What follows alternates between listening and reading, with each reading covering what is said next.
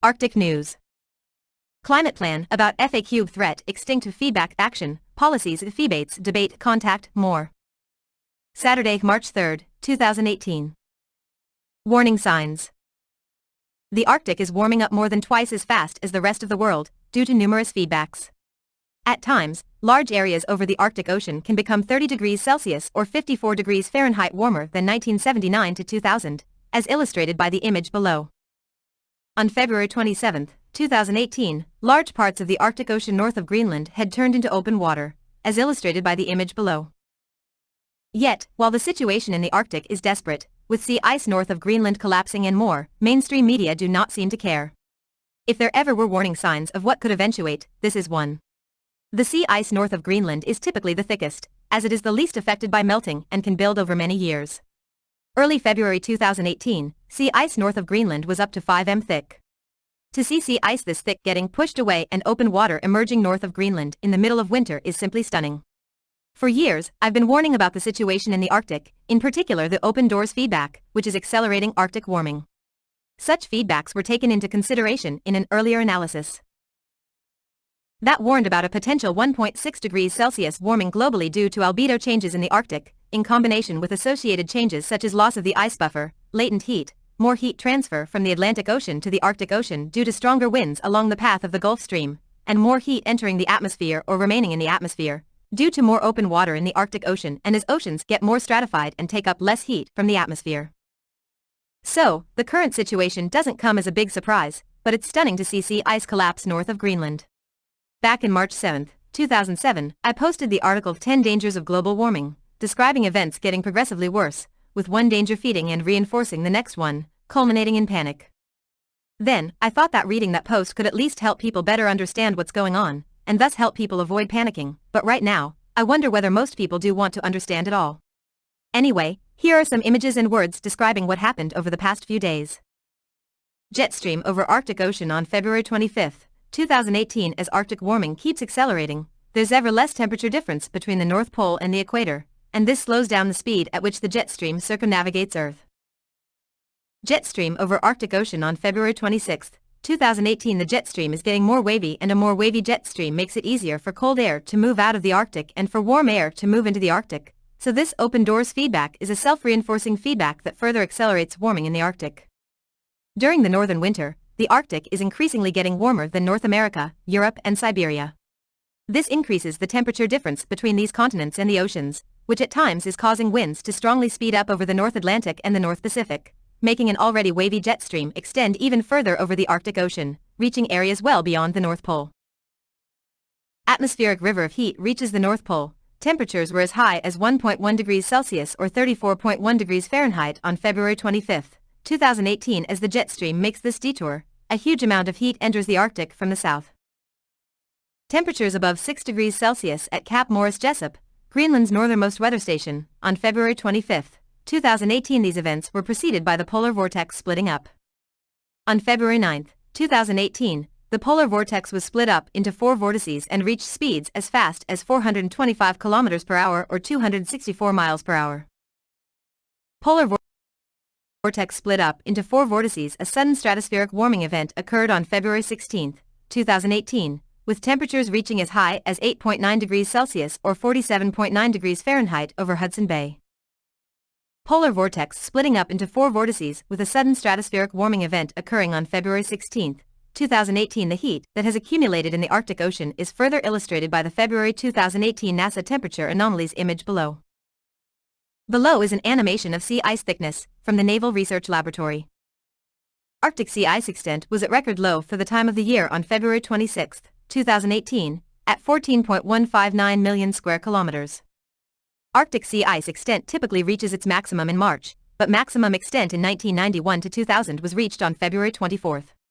So, there is a chance that Arctic sea ice extent will go all downhill from now on this year.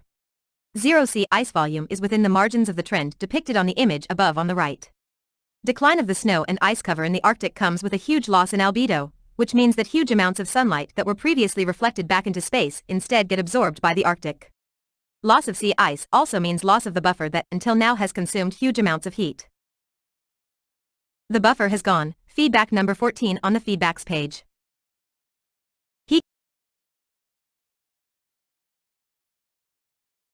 SST near Svalbard rose from 12.4 degrees Celsius or 55.4 degrees Fahrenheit on February 23, 2018, to 15.6 degrees Celsius or 60 degrees Fahrenheit on March 2, 2018.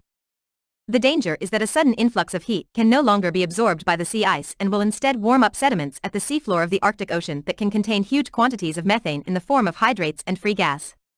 Destabilization of hydrates can occur in a relatively small area as a result of a relatively small temperature rise.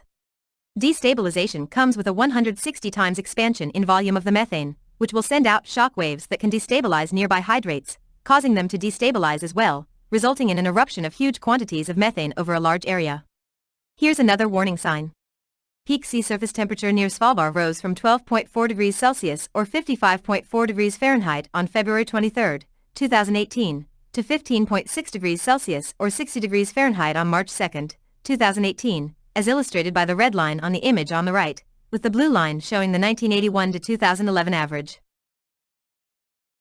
And here's another warning sign. High methane releases followed this chain of events on February 27, 2018, p.m., likely originating from the seafloor of the East Siberian Arctic Shelf, ESAS. Methane levels as high as 2892 ppb on February 27, 2018. On March 1, 2018, methane levels as high as 3087 were recorded. Note the solid magenta-colored areas over the ESAS on the image below. The image below, with measurement by another satellite, shows that methane levels were again very high over the ESAS the next day, i.e. March 2, 2018, confirming earlier indications that this is where the very high methane releases did occur. As the image below shows, methane levels on March 4, 2018, were still very high, i.e. as high as 2,964 ppb. The image below shows the highest mean global methane readings on March 10 over the years from 2013 through 2018, for selected altitudes corresponding to 945 MB, close to sea level, to 74 MB. Click on Images to enlarge. The table below shows the altitude equivalents in feet, meter, m, and millibar, MB. 57,016 feet. 44,690 feet. 36,850 feet. 30,570 feet. 25,544 feet. 19,820 feet. 14,385 feet. 8,368 feet. 1,916 feet. 17,378 m. 13,621 m. 11,232 m. 9,318 m. 7,786 m. 6,041 m. 4,384 m. 2,551 m. 584 m. 74 MB. 147 MB. 218 MB. 293 MB. 367 MB. 469 MB. 586 MB. 742 MB. 945 MB. An earlier analysis calculated that seafloor methane could cause a warming of 1.1 degrees Celsius within 1 decade. Given a possible additional warming of 2.7 degrees Celsius due to just 2 elements, i.e. Arctic albedo changes and associated changes, and seafloor methane, a further warming of 2.1 degrees Celsius due to extra water vapor in the warmer atmosphere does seem well possible within a decade. Add up the impact of all warming elements of this analysis and the rise in mean global temperatures from pre-industrial could be more than 10 degrees Celsius within 1 decade, as illustrated by the images below. A rise of a few degrees Celsius would be devastating, especially when considering that the speed at which such a rise could occur leaves little or no time for plants and animals to adapt, let alone in case of a 10 degrees Celsius rise. The situation is dire and calls for comprehensive and effective action, as described in the climate plan. Links Climate Plan https://arctic-news.blogspot.com/p/climateplan.html Feedbacks in the Arctic https://arctic-news.blogspot.com/p/feedbacks.html Extinction https://arctic-news.blogspot.com/p/extinction.html 10 Dangers of Global Warming https://arctic-news.blogspot.com/p/10-dangers-of-global-warming.html Methane erupting from Arctic Ocean seafloor. https://arctic-news.blogspot.com/2017/03/methane-erupting-from-arctic-ocean-seafloor.html Warning of mass extinction of species, including humans, within 1 decade. https://arctic-news.blogspot.com/2017/02/warning-mass-species-including-humans-within-1 decade.html Posted by Sam Carana at 2:59 a.m. Email this blog share to Twitter, share to Facebook, share to Pinterest. Labels: Arctic, change, climate, global, jet stream, methane, North Pole, ocean, polar vortex, rise, sea ice, signs, sudden stratospheric warming, temperature, warming, warning. 14 comments. Doug Snedden, March 7, 2018 at 11:43 p.m.